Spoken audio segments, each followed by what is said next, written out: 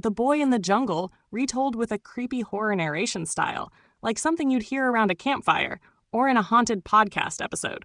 Voyder's voice, slow, ominous. They say the jungle never forgets. It remembers every footprint, every breath, every scream that was never heard again.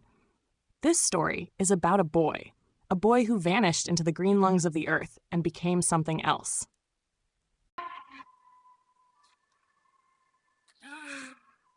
It was the summer of 1998. A school trip had come to the edges of the Sundarban jungle, lush, vast, and older than anything built by man. 12-year-old Aryan was just like any other kid, curious, cheerful, full of questions, but curiosity has its price. They were near the river, collecting leaves for some school project when it happened. One minute, Aryan was there, joking with his friends. The next, gone. No rustling, no cry for help, just a space where a boy used to be. And the deafening silence of the jungle. Search teams combed the area. Villagers lit incense and whispered old prayers. Dogs sniffed the air and whimpered. Nothing. The jungle had taken him. Years passed. Aryan's story became legend, a local ghost tale told to keep kids from wandering too deep. They called him the jungle's son. But legends have roots in truth. It was a decade later. A group of college students, 5 of them, entered the same jungle. Studying tribal anthropology, they said, looking for local myths. They were warned by the elders, by the guides, by the trees if they'd been listening. But they laughed it off. They pitched tents. They lit a fire. And then the jungle exhaled. Not with wind, not with leaves, but with presence. Late into the night, something moved between the trees.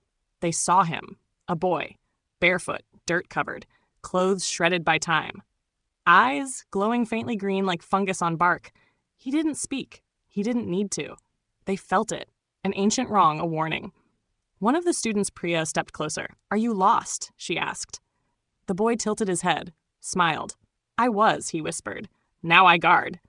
They should have run, but they stayed. That night, they dreamt of roots dragging them down into soil. They woke up with scratches, mud on their skin, and sounds, chanting, deep in the jungle, like trees speaking a language too old for humans. By the 3rd night, the boy returned. He was closer, colder. "They chose me," he said, "and now they choose you." Rajat tried to flee. He never made it out. A twisted tree root cracked his leg like dry wood. He screamed until something muffled him. They never saw him again. Priya remembered what the boy said. Don't breathe when the trees do. And that night, the jungle exhaled. A heavy stench filled the air, wet moss, dead things, rot. The others inhaled and dropped like marionettes with cut strings. Only Priya held her breath. And in that moment, she saw them. Shapes, twisted, bark-covered, eyes like embers. The forest spirits, or worse, the souls of those who never left. They took her friends, one by one, into the roots, into the ground, into silence. When she woke up, she was at the edge of the jungle, alone, no memory, no GPS, just a lullaby echoing in her head, and a scar shaped like a vine across her wrist.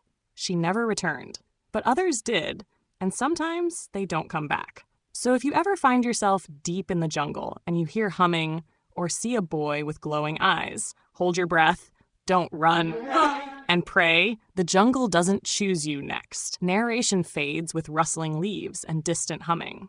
Want